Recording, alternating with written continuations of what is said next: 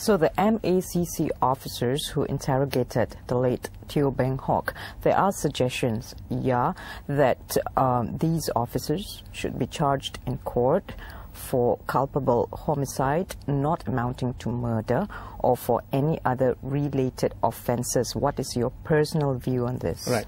The Commission itself, the RCI themselves did not suggest this. It is some quarters, and I think it's limited quarters in public, that seems to want some blood from the officers of the MACC.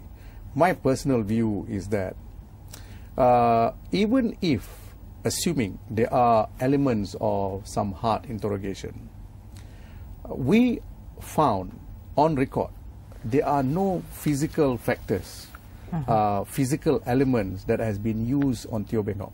There are no evidence of that sort.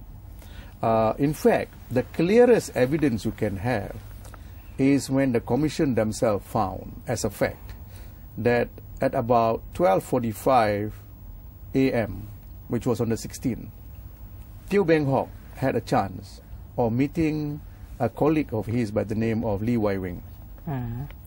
And they were together. All that Teo Beng Hawk complained to Lee Wai Wing was that he regretted that his handphone and his laptop was taken by the MACC. He regretted that he had to give the password of his email to the MACC. He volunteered and gave them, and he said that he then questioned whether certain questions that were posed to him by the MACC officers were in fact accurate or not.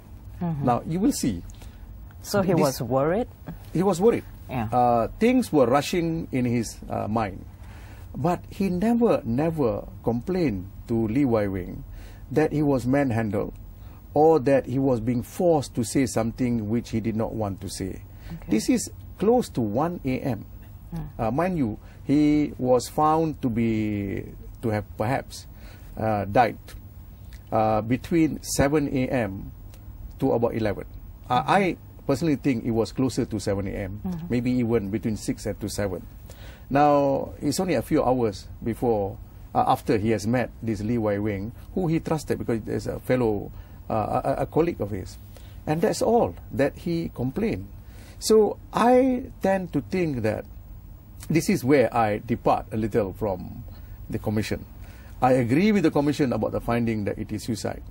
But the reason why Teo Beng Hawk committed suicide, I depart from the Commission. So you depart from the reason that he was pressured during interrogation and that led to him committing suicide. Yes. I wouldn't say that he wasn't pressured. That the Commission has got some evidence to conclude. I may have a different point of view, but the Commission, I cannot say the Commission was wrong to conclude that there was some element of pressure. But I certainly would disagree that the interrogation per se alone would have led Teo Beng Hawk to commit suicide. I have not come across any case, no matter how weak a person is, that merely because he is interrogated or accused of certain thing as a witness, he took the next step by jumping out of the window. I suspect it is the worry that Teo Beng Hawk had in relation to the investigation that was being undertaken, because there were incriminating evidence that was found in his laptop. And this document, for instance, was merely the tip of the iceberg. If you go any further, you will uncover not merely involvement of Teo Beng Hawk, it would be involvement of certain institution, it will be involvement of certain senior personalities that is senior to Teo Beng Hawk. Teo Beng Hawk held the key to the entire investigation. So do you